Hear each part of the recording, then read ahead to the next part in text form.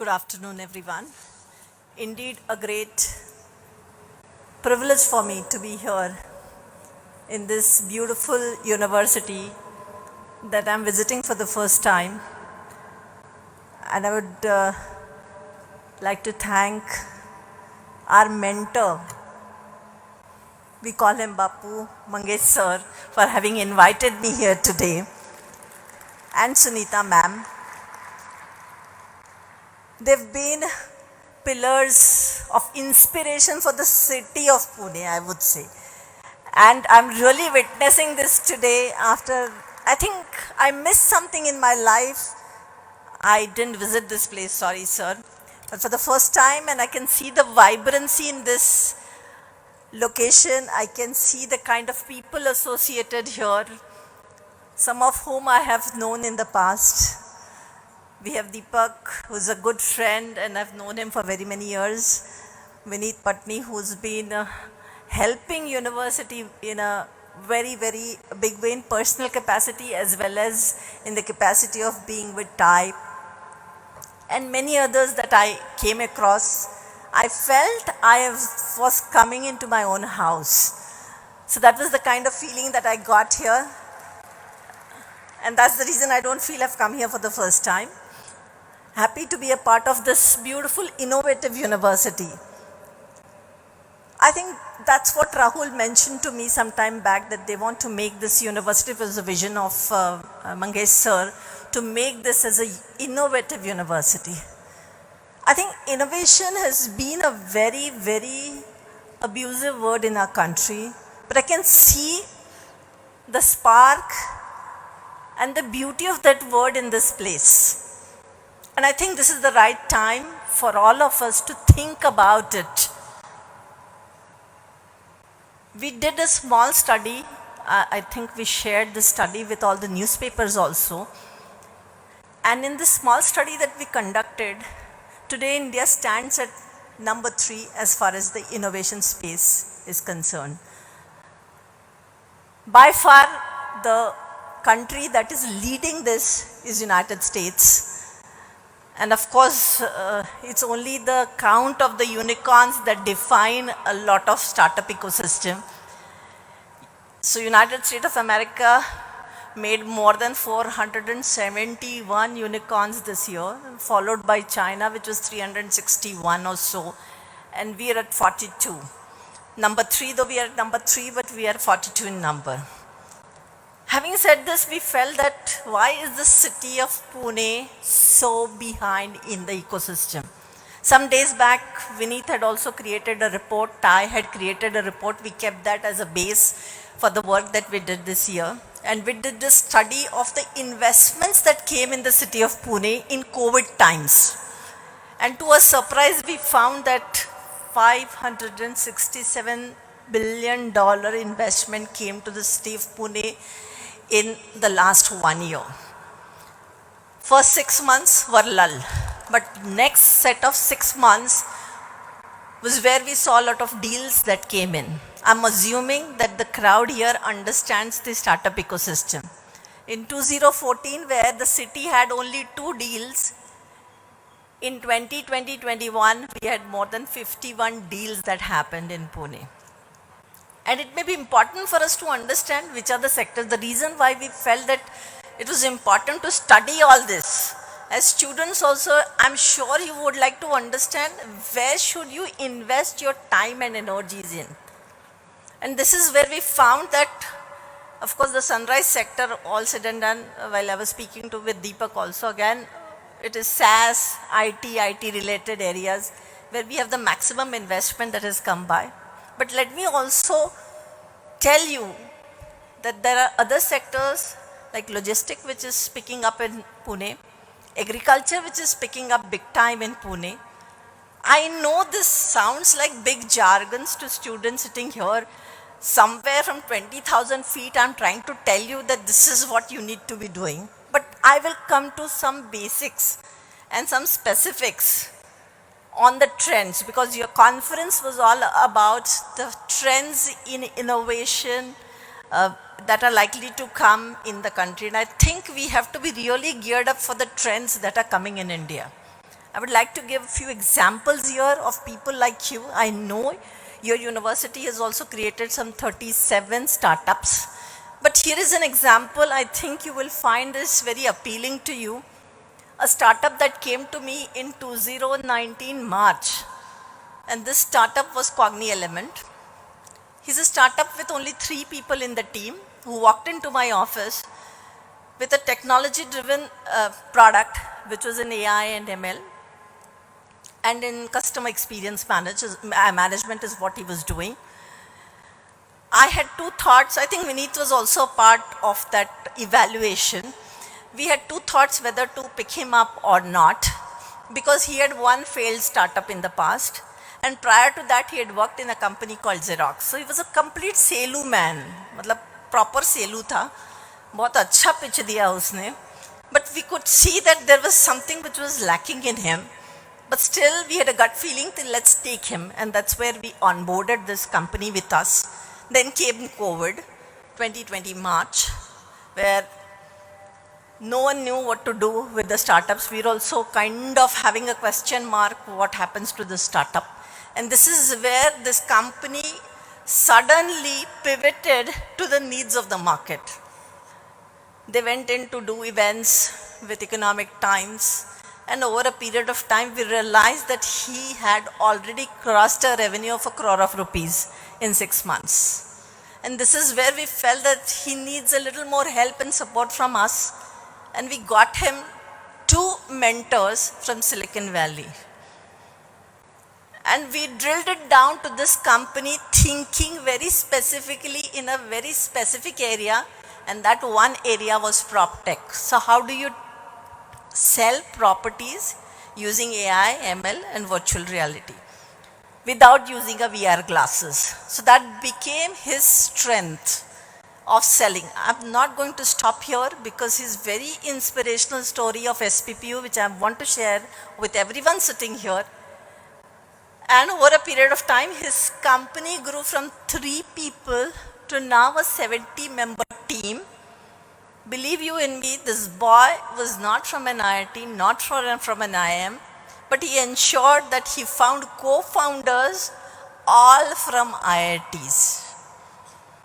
So this is the next best thing that he did, is that he got the right kind of people to associate with him. And just 10 days back, and in between there was a small investment of about 50 lakhs or so that came to him. And just 10 days back, he signed up a deal, which was a strategic deal for 22.5 crores. So the sky is the limit. The point that I'm trying to make here to all the youth sitting here, sky is the limit for you.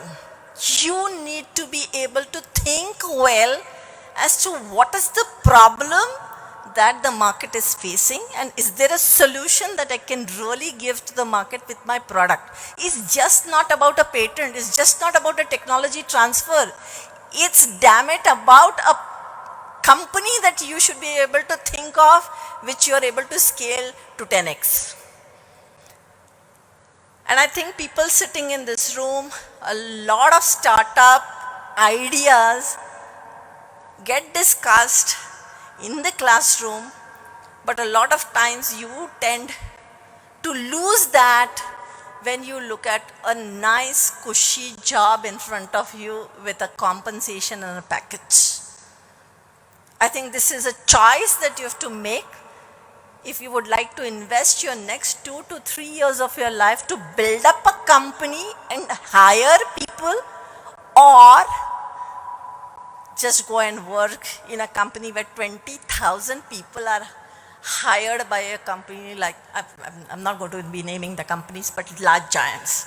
So it's your choice, your call. And probably this is the space for people who are confident. It's the place for people who know what they have to speak to the world. It's not meant for people who are cowards. It's not meant for people who are backbenchers. It's only meant for people with guts. So if you think you are amongst the top 1% population of this country, you should be in the startup ecosystem. That's one message I wanted to give to everybody loud and clear sitting in this hall. Decide what is your fate. There are multiple examples in the city of Pune. I think more than me, Vineet is competent to speak about it. 6 unicorns from the city of Pune, and I think TIE has nurtured at least 4 or 5 of them. And we have interacted with a lot of them. And we found that there was something which was very unique and different in them. It was, in fact, we just got discussing about education. And while we were discussing about education, what is it that leads to a success of any venture, be it a academic venture or be it a startup venture? Is the ability to understand how you can tweak the model which is unique and different. It's all about models. It's all about the innovation that you bring in your thought process and present it to the world. It can start with a small app that you have thought of. It could start with a small idea. We are happy to have failures in our system. We are not saying day one you will become successful. But it is important for you to fail, to get to the next level, to understand what you did wrong, to become successful at the second level.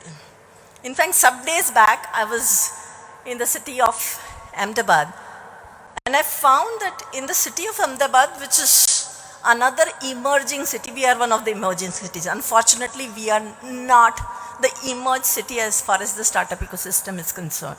So 3 cities that make it in India: number 1, Bangalore; number 2, Delhi NCR; third is Mumbai. So we are in the emerging city. But when I compare myself to other emerging cities, Ahmedabad, I was impressed. I was impressed because I saw even in the school ecosystem, you have so much of thought on innovation. That necessarily doesn't mean that everyone sitting in the classroom has to become a startup specialist or set up a company. This is one training for you to have a thought which is unique. It will develop your thinking capabilities. I think we will kill the rot process. And what is this rot process that I'm talking of? The rot process is the percentage in 10 standard, the percentage in 12 standard that you've grown up with, and a first class in BE.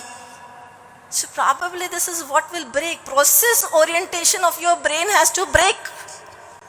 And process orientation of your brain will break provided you are given an opportunity to think. And I think your university is doing a great job by organizing events like this, because it's opening up your thinking process. The sky is the limit for you provided you are able to develop your thinking skill. We don't need only coders for this country. We need thinkers. We need people who will develop products for this country. We talk of Make in India. How will that Make in India dream of our Prime Minister come true? On one side, we say that we have the best demographic. We have consumptions within the country, but we don't have the products developed in India. I think we'll fail in our duties. So I think this is the right time for you to make up your mind to think of what is it that you really want to do in this beautiful, innovative universities to make a mark for yourself in the city, in your university first, in your city, in your state, in your country, and worldwide. There's a huge canvas in front of you. Now is the time for you to explore and experiment. I don't know whether you'll make a unicorn out of it or not, but I will tell you, don't have low aspirations in your life. Have tall aspirations in your life. Unless you dream big, unless you have big passions, unless you start working very systematically on those dreams, you will always remain a mediocre and a lagger all your life. I don't think anyone sitting in this room would like to be a lagger. Everyone would like to be probably a leader that one would aspire to look at.